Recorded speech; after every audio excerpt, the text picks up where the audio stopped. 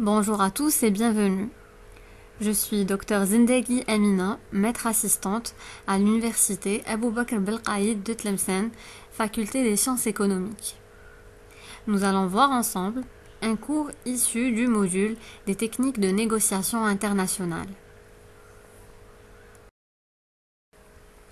Notre cours s'intitule Techniques de dialogue et de négociation. Il est composé de deux parties. Une première partie concerne les concepts clés associés à la négociation commerciale et la deuxième partie est relative aux manœuvres en début et en fin de négociation. La compétence visée par ce chapitre dans son ensemble est de définir les concepts clés de la négociation, stratégie, technique et tactique, d'expliquer leurs différences, puis d'utiliser des techniques spécifiques pour influencer lors des simulations. Enfin, il est question de développer de nouvelles tactiques basées sur la recherche et l'expérience personnelle.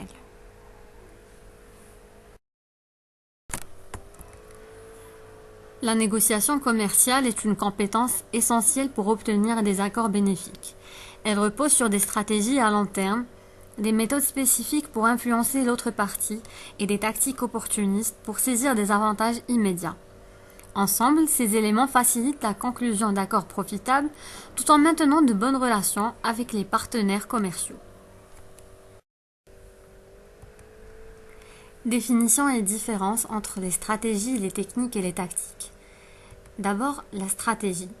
La stratégie est un plan général à long terme qui définit les objectifs fondamentaux d'une organisation ou d'une personne et les moyens pour les atteindre. Elle implique la prise de décision à un niveau élevé et concerne généralement des éléments tels que la direction générale, la croissance, le positionnement sur le marché.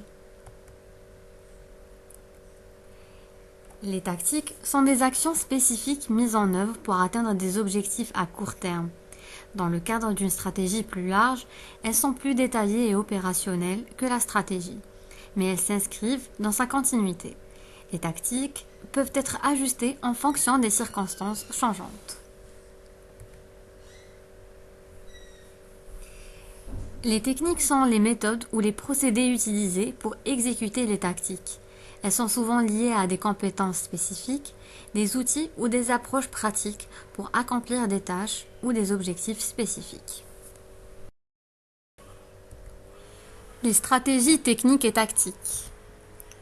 D'abord, la tactique du bluff.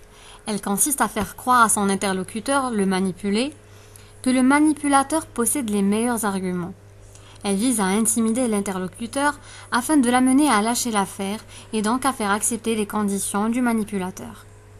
Il est important de savoir qu'il faut l'instaurer dès le début de la négociation afin de montrer qui a les cartes en main.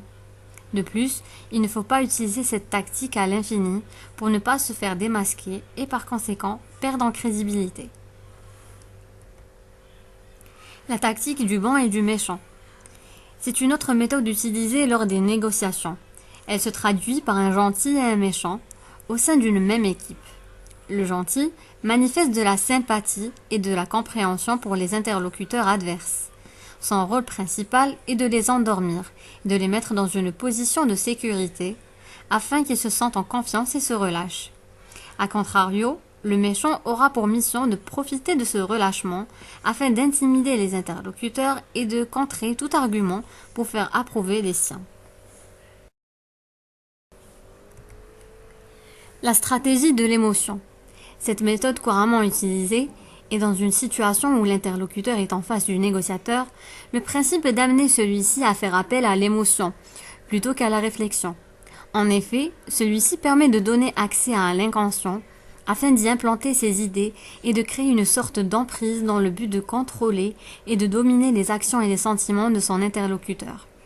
Par exemple, avec un fournisseur stratégique et souvent incontournable, l'acheteur cherchera à développer un relationnel fort avec celui-ci en abordant des sujets non professionnels. Ainsi, il pourra utiliser cet avantage lors de négociations en jouant sur l'empathie.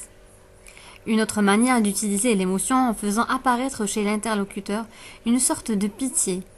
Si je n'arrive pas à obtenir cela, je vais me faire virer, par exemple.